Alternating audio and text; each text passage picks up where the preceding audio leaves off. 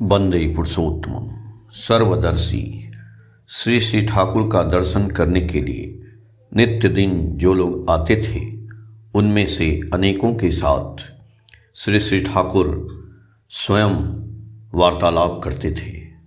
पूछते थे कि आप लोग कहाँ से आए हैं, कहाँ पर ठहरे हैं, कितने दिनों तक हैं, खाना पीना हुआ है या नहीं। ऐसे ही बहुत से प्रश्न। कोई दर्शन की बात नहीं करते थे, कोई ज्ञान की बातें भी नहीं करते थे, कोई सत्संग की बातें भी नहीं करते थे, केवल कुशल मंगल की जानकारी लेते थे। यही ठाकुर का जादू मंत्र था। मनुष्य के मस्तिष्क का मणि होते हुए भी, सम्मान के शीर्ष पर अधिष्ठित होते हुए भी सभी लोगों के साथ श्री श्री ठाकुर का ये अपनत्व का व्यवहार था। इसी कारण वो सबके प्राण के ठाकुर थे।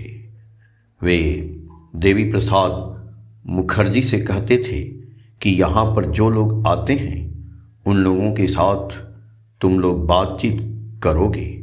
मैं हो सकता है सब समय ध्यान नहीं दे पाता हूँ, तुम लोग ध्यान देना।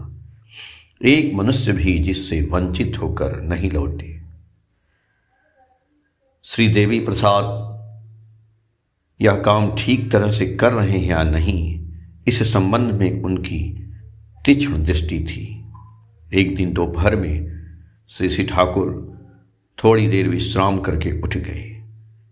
एक माँ देवी प्रसाद मुखर्जी के पास जाकर बोली कि ठाकुर उठ गए हैं और आपको बुला रहे हैं।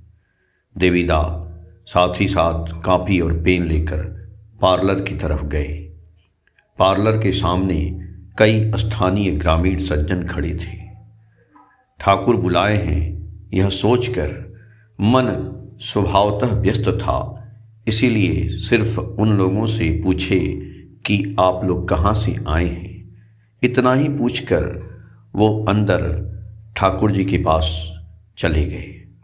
श्री श्री ठाकुर के पास पहुँचते ही वे धीमे स्वर में बोले कि उन लोगों के साथ बातचीत किए कि नहीं। तो देवीदा ने कहा कि जी बातचीत तो किया। श्री श्री ठाकुर ने कहा कि अच्छी तरह से बातचीत करते तो नहीं देखी। देवीदा को पुनः उन लोगों के पास जाना पड़ा। उन लोगों के पास जाकर रहने, खाने पीने एवं अन्यान्य बातें किए। बाद में वे लोग आश्रम के दूसरी तरफ घूमने चले गए।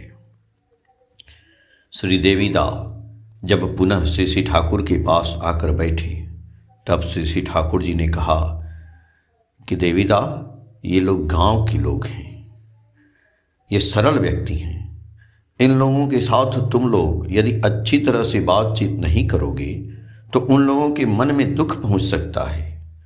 सोच सकते हैं कि हम लोग गरीब हैं, इसीलिए हमारे साथ बातचीत नहीं करते हैं। इसीलिए सभी लोगों के साथ बातचीत करोगे। जब तुम लोग स्वयं काम में रहते हो, तब यहाँ पर अन्य व्यक्ति को रखना चाहिए जो लोगों के साथ बातचीत कर सके। जय गुरु।